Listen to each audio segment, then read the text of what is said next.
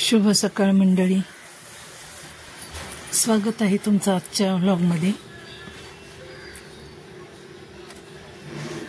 तर हा अंगणातला पारिजातच खूप सुंदर असा फुलला आहे आणि आज आहे दिव्यांची अमावस्या किंवा दीप अमावस्या।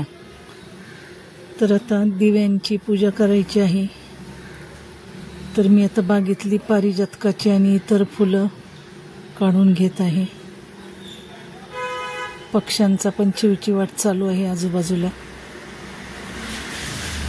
खूप छोटे मोठे पक्षी सकाळी सकाळी येत असतात या झाडांच्या वर।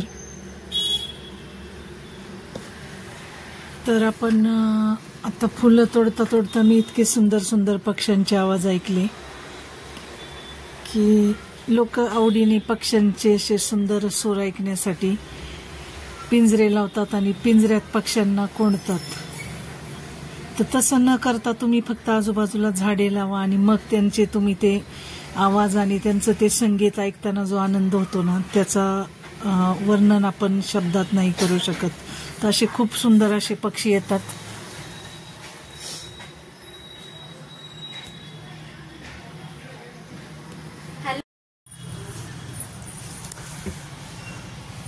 फुलं तोडून झालेली आहेत आता आणि झेंडूची फुलं घेते मी। पारिजातक तोडून झालेलं आहे।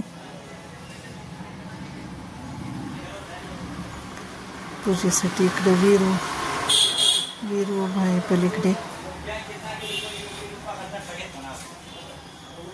हे पहा किती छान अशी फुलं सापडलेत बागेत।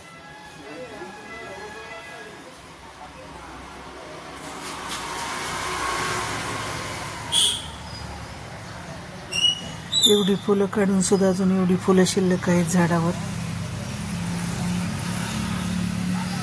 खूप अशी फुलं फुललेली आहेत।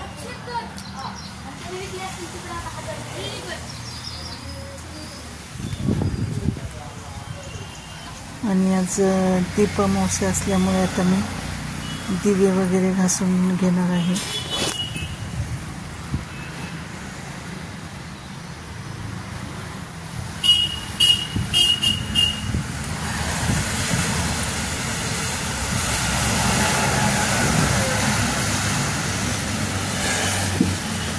खूप सुंदर असे पक्षी येतात, पण ते शूटिंग करून देत नाही, ते उडून जातात। असं पटकन आपण शूटिंग करायचं म्हटलं तर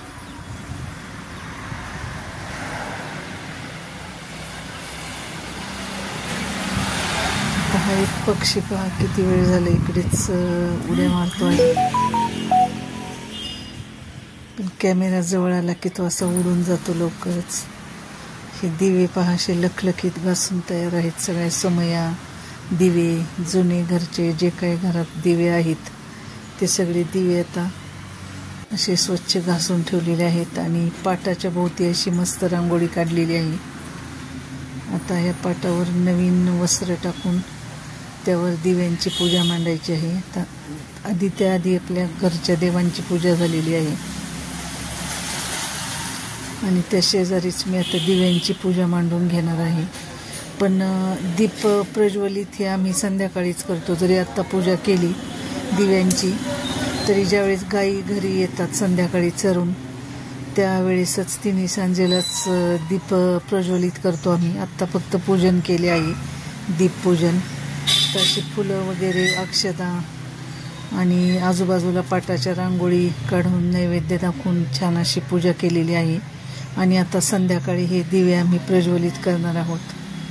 तर दिव्यांचा म्हणजे मुहूर्त दीप पूजनाचा तसा म्हणजे तिन्ही सांजेला ज्यावेळेस दिवा लागतो आणि आपल्या घरात गायी येतात, गोठ्यात परत येतात गायी, त्या दरम्यानच दीप प्रज्वलित करून दीपपूजन करतो। पण आता ही बांधणी करून ठेवलेली आहे सकाळी पूजेची।